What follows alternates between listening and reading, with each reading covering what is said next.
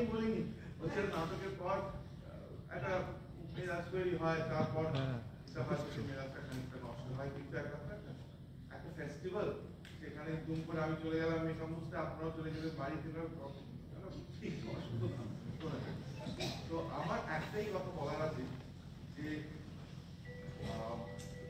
আপনারা কিভাবে নেবেন।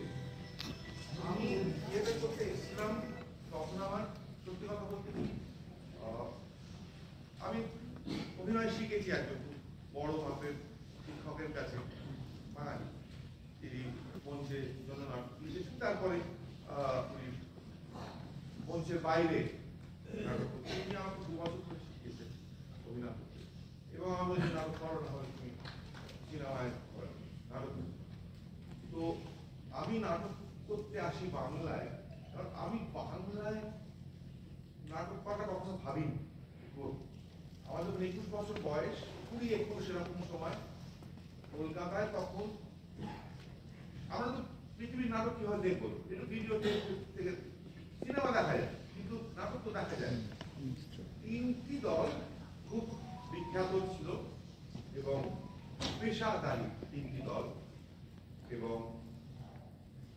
শুধু কলকাতায় নয় সারা ভারতবর্ষে এই 3টি দল খুবই মানে ইতিহাস। তার মধ্যে একটি দল, একটি নাটকের দল আমার 20-21 বছরের দলকে থিয়েটার করা থেকে ফেলে দেয়। বানিয়ে বলছি না, অনেক বয়স হয়েছে আমার, এখন 71 হবে। ওটা হচ্ছে নান্দিকা।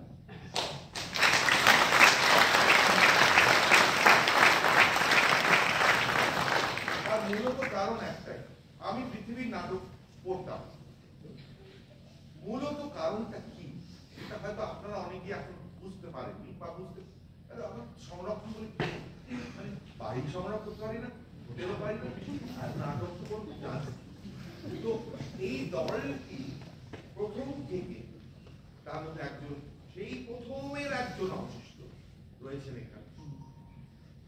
পৃথিবীর বিখ্যাত নাটক, বাংলা নাটক, হিন্দি নাটক না, পৃথিবীর বিখ্যাত নাটক, নাট্যকারকে বাঙালি দর্শকের সঙ্গে পরিচয় করিয়েছিলেন।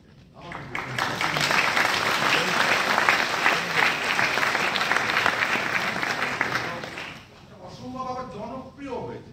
মানে আমি নাট্যকারের সঙ্গে চলচ্চিত্র দেখেছিলাম, মুক্তা মানে একটা মানে বুঝতে পারছি না, বিরাম দিয়ে দেবো এটা বাংলা নাটক, আমি বুঝতে পারি।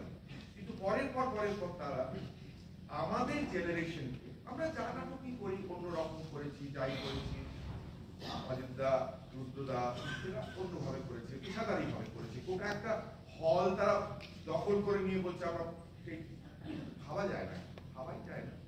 তো আমার কাছে, আমার মতন যারা, তাদের কাছে ইন্সপিরেশন, আমরাও তখন চল তাহলে একটা করি, সাতরে একটা বাংলায় করি বা একটা কিছু করি বাংলা জার্মান নাটক।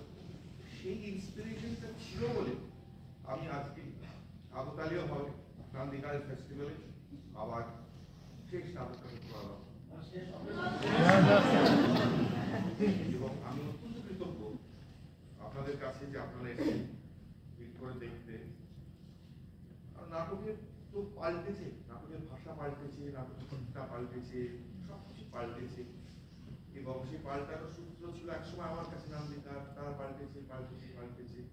এটা টার্সেন একরকম ভাবে লিখেছিলেন নাটকটা, কিন্তু ফুটবল তো একটা অন্য জিনিস হয়ে গেল, এটা কোনো